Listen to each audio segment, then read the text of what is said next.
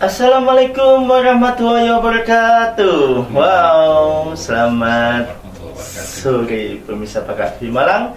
Bersama saya Jo, podcast Pagak TV.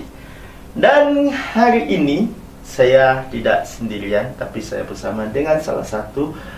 Beliau ini sudah senior banget ya. Siapakah beliau? Ya, kita kenalan aja. Pokoknya beliau ini dulunya sudah sering melalang buana di dunia pertelevisian dan juga radio. Beliau terkenal di radio juga. Langsung aja kita kenalan. Selamat siang atau sore ini ya enaknya?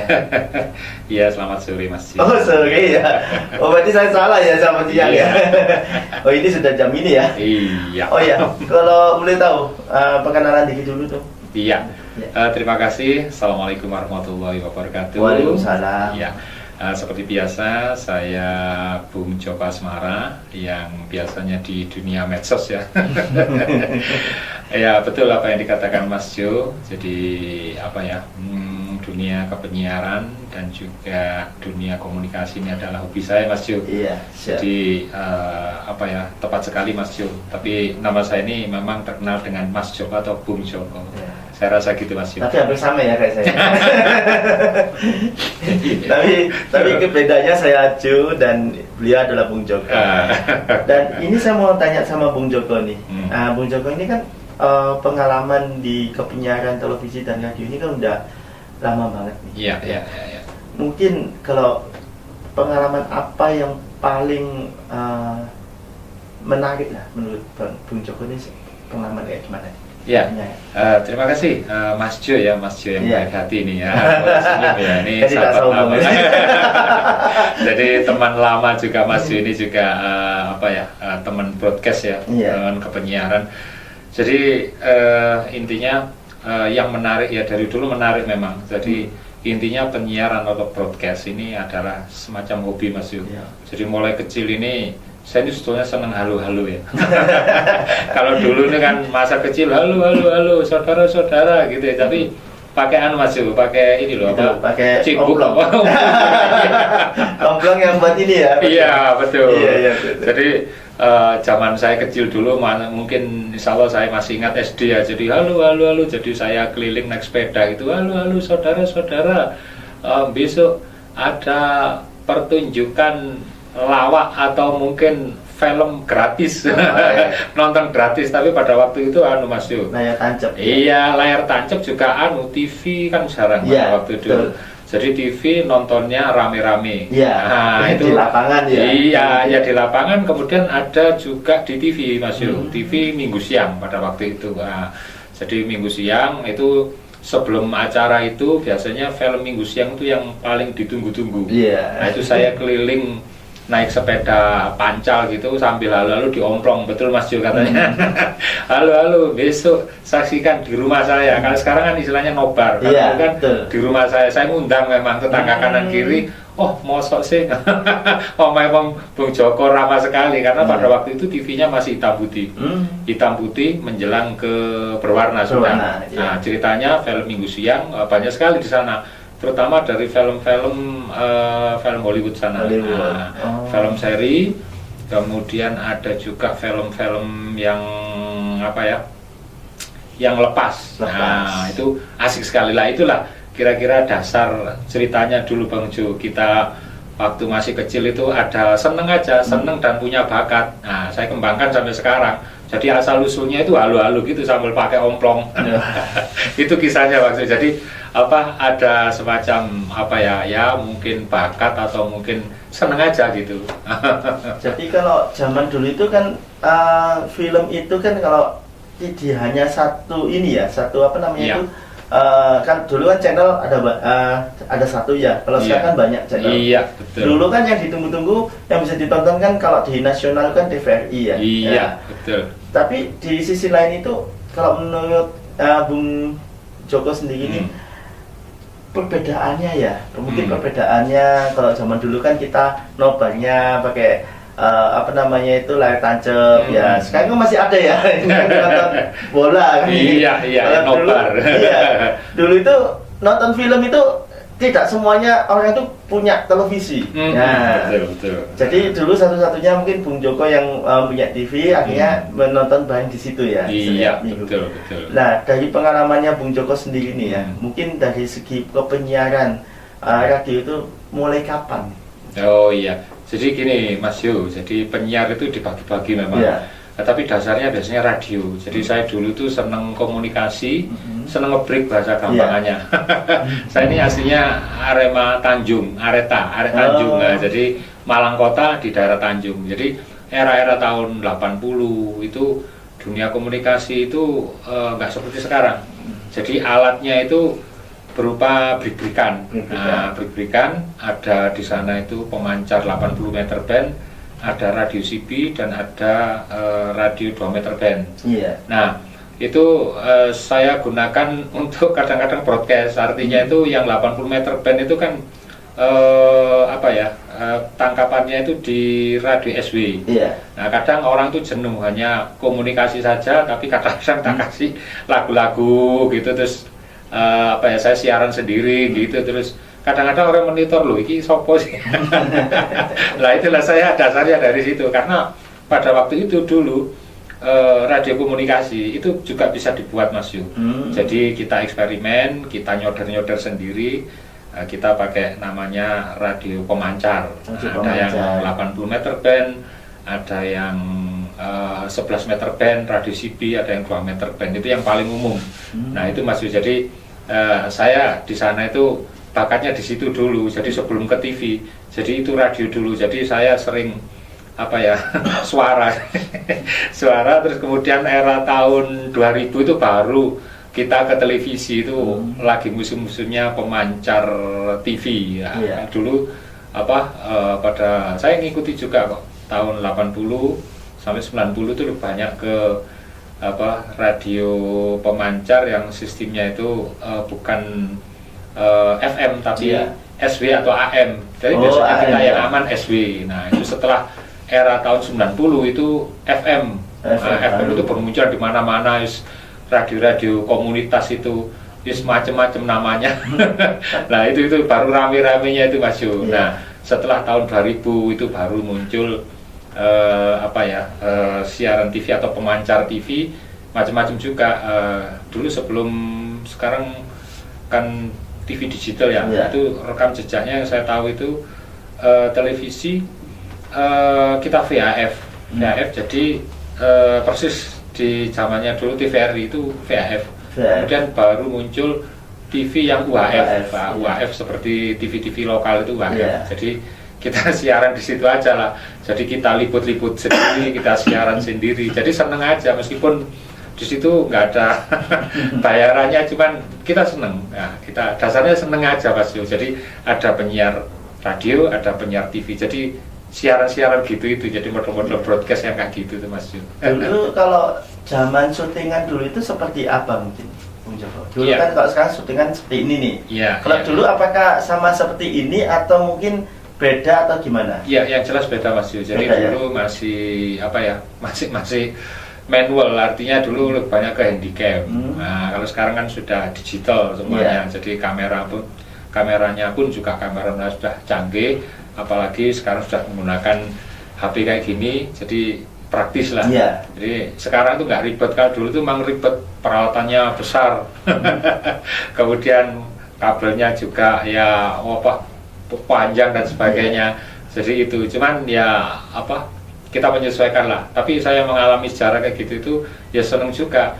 Artinya saya dulu pernah menjadi reporter radio itu, alatnya cuma praktis karena kita punya alat rekaman radio kaset aja record kita jadi reporter di lapangan.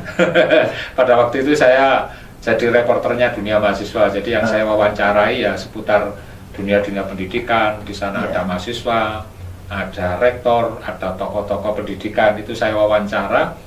Ya itu kisahnya. Kemudian untuk peralatannya dulu memang ya sederhana, meskipun sederhana juga sebetulnya sudah elektronik juga. Artinya sudah menggunakan peralatan yang sifatnya itu canggih. Iya canggih, cuman levelnya masih level-level biasa, nggak seperti sekarang. Masih sedengan lah. Iya. Kalau sekarang kan udah naik. Iya, sudah naik, sudah digital semua, sudah praktis, gambarnya sudah bagus. Itu yang radio. Kalau yang TV juga sama. Jadi kita pakai handycam yang kecil aja karena sesuai dengan sikon situasi. Misalnya kita ngeliput di lapangan, nggak mungkin kita pakai yang kamera yang panggul yang kecil-kecil. Yang penting informasinya. Itu pun juga kasetnya sekarang kan pakai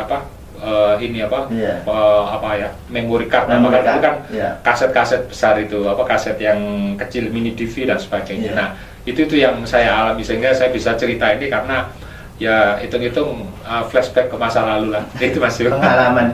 Ini pengalamannya Bung Joko ini kan kenapa nih kok dinamakan Bung Joko Asmara? Nah, ini kan ada cerita tersendiri nih kayaknya. Apakah dulu memang programnya Bung Joko ini menceritakan tentang asmara, tentang apa? Pasti kan kalau punya radio ini kan pasti banyak ya penggemarnya, banyak fans-fansnya. Bahkan banyak orang-orang yang datang ke situ kepingin ketemu sama penasaran ya. Iya. Kalau selama ini kan suaranya kok di radio kok enak ya. Aku pingin dong ke sana lah. Itu ada gak sih seperti itu Bung Joko? Iya, ada cerita memang. Kenapa sih pakai nama Joko? Joko itu kan nama Jawa ya. Nah, identik dengan Joko. Joko isi Joko gitu. Iki wong kira-kira piye ini. Saya pakai nama Joko karena apa? Hanya 4 kata mudah diingat Mas. Joko. Wong isi Joko padahal wong isi gak Joko. Joko Asmara lah. Ini kadang orang tertawa loh. Ono Joko Asmara, ono Joko Asmara, karena kan memang kadang-kadang di dunia komunikasi, apalagi dunia ngebreak ya, ini saya senang sekali karena di breaker itu kan tidak ada wajahnya, hanya suaranya saja. Bu suara ini modelnya bagaimana? Padahal suara saya ini ya biasa loh Mas Ju. Tapi yang banyak juga yang lawan jenis kita. Ini penasaran gitu loh, makanya saya bilang Joko Asmara. Jadi waduh, ono Joko Asmara. Nah ini Mas Yu kira-kira ceritanya itu. Betul. Tapi terkadang begini loh, kita menjadi penyiar radio ini juga terkadang kan kalau kata orang zaman dulu ya, banyak orang bilang sih ya, netizen tapi tidak tahu siapa yang ada yang berkata positif dan ada yang berkata negatif. Nah memang kendalanya menjadi seorang penyiar radio ini, ada yang bilang katanya, waduh jadi penyiar radio ini banyak ceweknya. Nah, kayak segala macam nih. Cuman kita mematahkan omongan seperti itu kepada netizen karena kita nggak tahu ya netizen itu kan ada yang suka sama kita, ada yang enggak. Tapi kalau menurut Bung Joko sendiri, memang positif dan negatifnya untuk menjadi penyiar radio ini seperti apa nih? Iya. Jadi gini, memang tergantung kita ya. Memang ya biasa ya. Zaman dulu yang kita ngalamin namanya juga artis itu kadang wah mulu gitu. Penyiar radio maksudnya kan artis juga. Cuman kan nggak kelihatan. Pada waktu itu masih ayang-ayang gitu loh, bayang ya kok. Ya alhamdulillah kita ini dikira artis-artis dadakan, sebetulnya ya kita biasa-biasa saja. Cuman betul itu tergantung orangnya Mas Jo. Artinya ya banyak lah orang-orang yang penasaran dengan kita karena kan suara sebelum itu ada TV sekitar tahun, pokoknya di bawah tahun 2000 saya masih ingat itu, pokoknya antara tahun di bawah tahun 90 di atas 90 ini saya ngalami betul karena saya senang di dunia penyiaran, saya sebagai penyiar, saya juga sebagai reporter radio, sehingga banyaklah kadang-kadang Mas Joko Asmara sih model sih kok caranya ya memang ada anunya sendiri, ada magnet tersendiri. Ada magnet tersendiri, kemudian juga ada pendidikannya, kita nggak istilahnya nggak ngawur, nggak salah diklatnya juga karena memang kita ini ya buka KTP sedikit, kita jebolan orang komunikasi sehingga di situ memang kita dikasih ilmu komunikasi, bagaimana cara mempengaruhi audiens melalui ucapan kita, melalui hal-hal yang positif. Jadi hal yang demikian itu Mas. Jadi ilmunya itu ada memang. Jadi nggak sembarangan. Nah itulah sehingga terus kemudian mengantisipasi banyak fans dan sebagainya. Ya kita kadang-kadang ya jujur aja kita ini orangnya biasa, nggak usah terlalu ngefans dan sebagainya. Toh orang-orangnya biasa, apalagi sekarang kita sudah usia. Kalau dulu memang gitulah kira-kira masih sejarahnya atau ceritanya. Jadi tergantung kita untuk mengcounter. Jadi istilahnya ya harapan saya untuk netizen atau pendengar radio atau pemirsa televisi ini jangan terlalu ngefans kita yang normatif aja.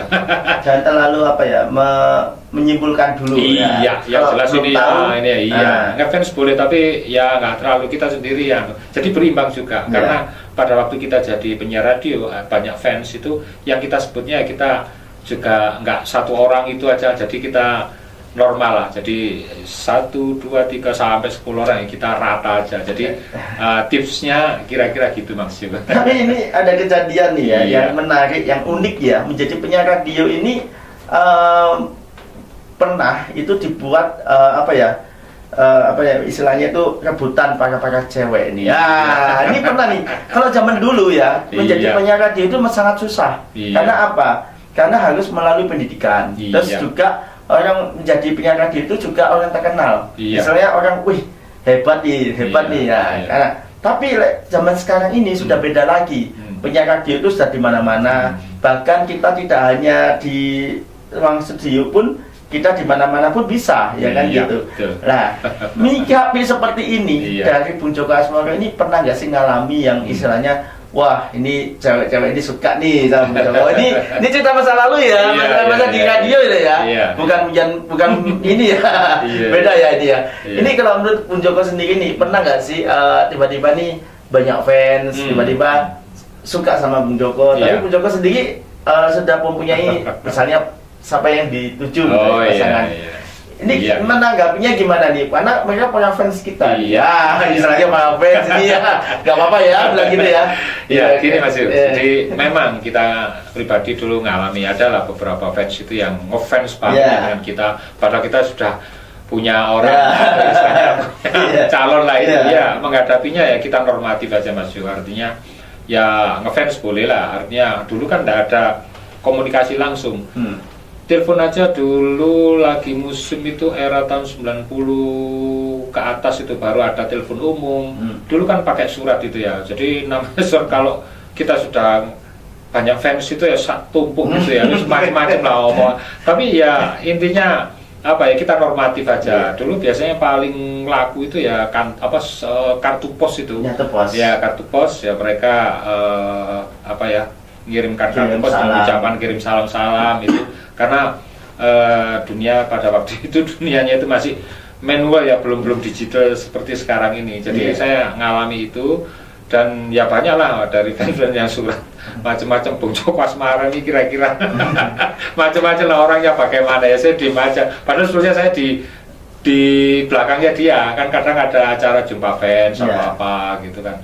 Nah, zaman dulu kan gitu. Katakanlah dulu ada sandiwara radio yang banyak penggemarnya itu, sehingga ada acara jumpa fans di suatu radio itu banyak sekali gitu. Ya itulah, jadi mereka ternyata orangnya begini gitu, karena suaranya gitulah. Ini saya juga di balik lain juga gitu, di belakangnya fans saya dulu lah itu Bung Joko. Biasa-biasa diem aja saya, terus ada yang bilang lah Joko Asmoro. Jadi itu yang saya seringnya gitu. Terus kemudian kalau di dunia itu kan ada, kita bedakan ya, ada radio komunikasi dan komunikasi radio. Jadi komunikasi radio itu melalui alat berikan tadi. Kalau radio siaran itu kita jadi penyiar. Jadi kalau di dunia berikan itu kopi darat, itu juga gitu, semua berkumpul gitu, penasaran sopo sih jenenge A, sopo jenenge B dan sebagainya, itu penasaran. Jadi kadang-kadang memang selama bertahun-tahun itu disembunyikan, ternyata ini orangnya itu ngeledek lah, itu sebetulnya itu kelebihan daripada media komunikasi radio. Nah, itu Bung Jo. Jadi kalau ini mungkin pertanyaan yang sangat ini ya, perkembangan dari zaman dulu sampai zaman sekarang ini, pertelevisian dan radio ini seperti apa nih? Jadi dunia komunikasi, terutama komunikasi elektronik ini sudah merajai dulu dibandingkan dengan, jadi media komunikasi itu kan ada beberapa, ada cetak, ada elektronik, dan mereka punya plus minusnya, punya kelebihan dan kekurangan. Tapi media elektronik tetap merajai pada era dulu dan sekarang, karena dia cepat itu cepat. Kalau media cetak itu lambat karena harus prosesnya itu lama sekali dicetak, kemudian ya memang ada kelebihannya juga di arsip dan sebagainya. Tapi kalau dibandingkan dengan kecepatannya, orang itu kan dari dulu kepinginnya cepat, cepat dan bahasa gampangannya itu saklebatan. Nah, saklebatan itu radio kan juga gitu, didengar, kemudian selesai sudah. Didengar informasinya apa? Jadi informasinya pun juga kadang-kadang itu nggak terlalu jelimet lah di radio itu. Saklebatan, TV kan juga sama. Nah, itu rumus-rumus dunia komunikasi juga gitu. Kalau kita lihat televisi, terutama berita atau informasi itu saklebatan saja. Kalau koran atau majalah itu memang detail, ya seperti namanya juga orang baca, jadi harus berulang-ulang, harus dipahami. Itu memang ribet. Dari dulu orang membaca itu kadang paling megah itu. Saya pernah meneliti juga karena saya kan orang komunikasi. Ya memang ada plus minus, tapi kenapa sih kok bosan dan sebagainya? Kadang memang mohon maaf, manusia itu berbeda-beda. Tapi manusia itu lebih senang yang praktis-praktis. Kalau yang terlalu detail, paling seperti orang baca majalah atau lihat koran itu paling dilihat gambarnya besar, tulisannya besar. Kalau yang detail dia sudah wegah baca lihat. Tapi kalau ya saklebatan gitu ya, entah itu radio, saya pernah meneliti juga radio itu gitu. Jadi itu kelebihannya, apalagi penyiarnya suaranya enak gitu, sekilas info, gitu. Penasaran nih. Iya, penasaran, akhirnya seneng lah. Jadi jadi kelebihan mereka itu berbeda-beda, ada plus minusnya. Tapi dunia media elektronik itu lebih cepat dan praktis, saya rasa gitu. Oke. Dan ini yang terakhir kalinya mungkin kita tanya harapannya ke depannya seperti apa nih untuk Bung Joko nih? Iya. Harapan saya sebagai praktisi komunikasi dan juga mantan penyiar, mantan reporter juga baik televisi maupun radio, ke depan memang dunia komunikasi masih tetap dibutuhkan sampai kapanpun, karena komunikasi, orang bangun tidur sudah komunikasi. Misalnya orang itu ke kamar kecil atau mungkin setelah dia ke kamar kecil kemudian ketemu seseorang, mesti komunikasi terus. Sampai kapanpun selama manusia hidup ini tetap berkomunikasi. Nah, makanya itu harapan saya bijak-bijaklah dalam mencikapi komunikasi, apalagi sekarang komunikasi sudah canggih, alatnya sudah digital semua, serba praktis, dan dulunya yang menjadi angan-angan atau impian sekarang sudah terwujud. Saya pernah punya film favorit, film seri TV favorit waktu itu namanya film Star Trek. Star Trek itu dunia khayal, di mana manusia itu bisa hidup di langit ketujuh, naik pesawat USS Enterprise. Itu pakai telepon genggam. Nah, sekarang sudah terwujud. Telepon genggam menghubungkan antara planet yang ada di atas sana dengan bumi.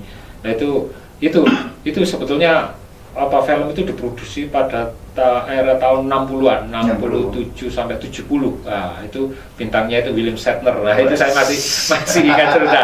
Itu sebetulnya impian atau angan, ternyata sekarang sudah terwujud ya, HP ini ternyata. Nah, itu dulu kan orang bagaimana bisa berkomunikasi sampai ke ujung langit pun. Nah, itu kan diharapkan kan begitu.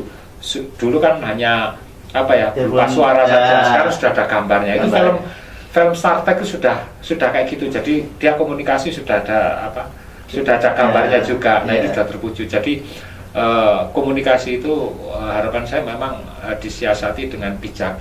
Jadi sampai kapanpun dunia komunikasi dibutuhkan selama manusia ini hidup. Saya rasa itu, Mas Yo. Oke. Ya, pemirsa Pagar TV Malang, sebenarnya kita masih ingin banyak cerita ya sama Bung Joko Asmoro, tapi waktunya juga. Dan pastinya buat teman-teman yang pingin banget nantinya pingin cita-citanya Bung Joko, nanti kita ada lagi ya season berikutnya nanti ya. Tapi nggak tahu nanti kapan kita jadwalkan lagi sama beliau. Yang pastinya buat teman-teman yang ada di Pagar TV Malang ya, yang ada di rumah maupun dimanapun Anda berada, pastinya tetap pantengin podcast Pagar TV Malang ya. Nanti di situ masih ada saya, nanti juga ada beberapa teman-teman yang lainnya. Tidak hanya saya aja sih, tentang pendidikan, tentang kebudayaan, tentang apapun semuanya ada di sini ya. Pokoknya jangan kemana-mana, tetap di Pagar TV Malang, Pajan Api nggak kate komen. Saya Jo bersama Saya Bung Joko Asmara. Terima kasih. Kami pamit undur diri. Assalamualaikum warahmatullahi wabarakatuh.